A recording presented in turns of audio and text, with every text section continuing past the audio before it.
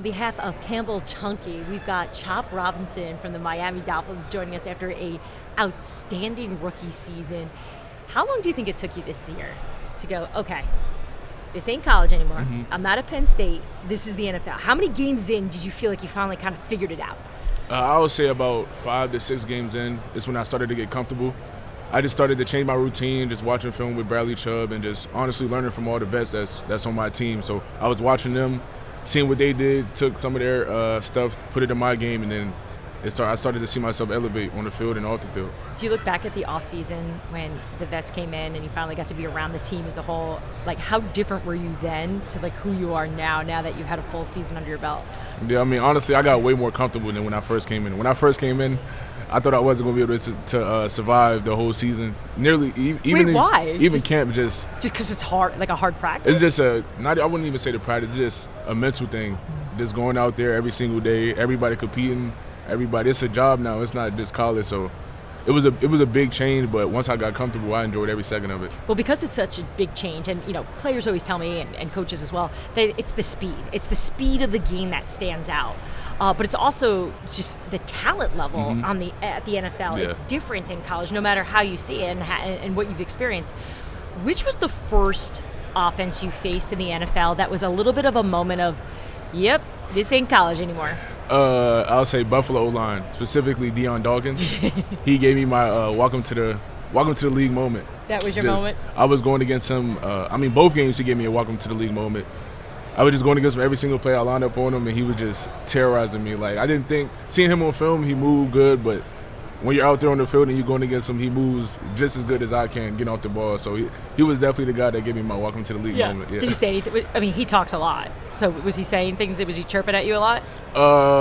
Yeah, he wasn't chirping too bad. He was just saying you got to get off a little bit faster or you got to do that better. But it was just a fun, competitive game going against him. All right, so for you, just like personally, just what do you focus on this offseason to keep improving now that you feel comfortable? Honestly, everything. Just the things I was focused on going through the season, just like my hands and getting off the ball and being able to rush to get to the quarterback and stopping the run. I'm just going to continue that, build on that, and just learn from the vets that I'm still around. Most people's favorite celebrations are when they see touchdown celebrations. My favorite this season was the chop when I think it was against the San Francisco 49ers late in December, and you ran over to your teammates and they all did the chop. Did you orchestrate that? Like, what's the backstory? I mean, when I seen Purdy run to the sideline, towards the sideline, and I got him, I just seen my teammates was right there celebrating, so I decided to run over and just hit the celebration. I knew everybody was going to do it with me because everybody's seen it so many times. So when I was so close to the sideline, I was like, why not? And then I seen it, and it was just a special moment for me. I can't believe I've got a few minutes into this interview and didn't ask you, and I'm sure everyone asks you, which is, why is it chop? When I was born, I was 14 pounds when I was a baby, and then I got older, I started to slim down, so I took pork out and just kept the chop.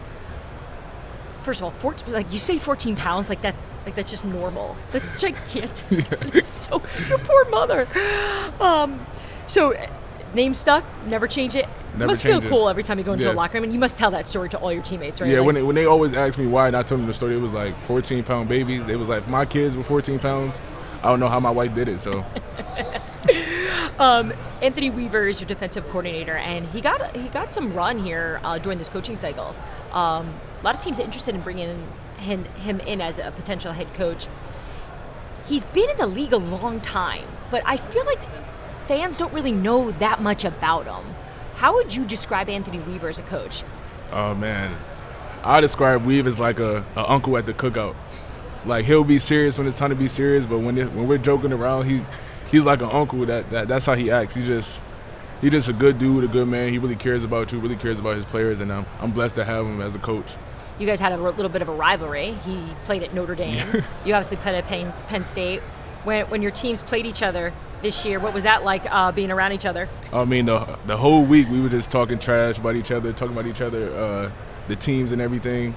And then, I mean, they got out with the win. He wouldn't stop. I wouldn't hear the end of it when they won the game. So it was a lot for me to take in towards that last game that Penn State had.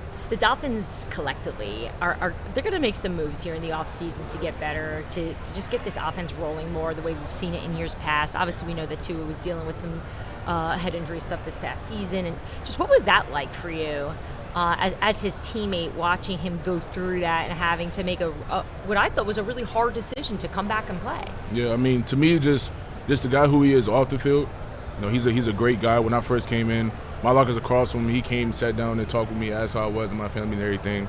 And that just showed me like who he really is. He's more than a football player. So when he went down, I was more emotional for him as a person and as a father than I was as a football player. Yeah, I know you could come back eventually if you want, but as a dad and everything and as a person, it was just different for me. When you heard that he had made the decision, like, yeah, I'm not giving up, I'm coming back here, as a teammate, how did that make you feel?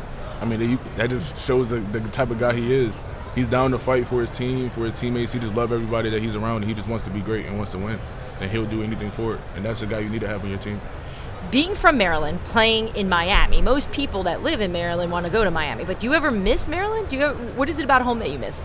Really just my mom cooking. That's the main thing. What's your mom make that's good? Everything. Oh. My mom is the best cook, yeah. Especially her banana pudding. When she make her banana pudding, she only make it on Thanksgiving. So that's when I got to wait a year around to get it. But everything she makes and just having my family back home, that's like the two biggest things. What's your family like watching you? Oh, they're excited. I got so many brothers and sisters. They all just sit down in the living room. It's all packed with my dad and everything. They're just excited for me and just happy for me because they know everything we've been through and stuff like that. This is your first time being around the Super Bowl. Obviously, we're not there yet, days leading up.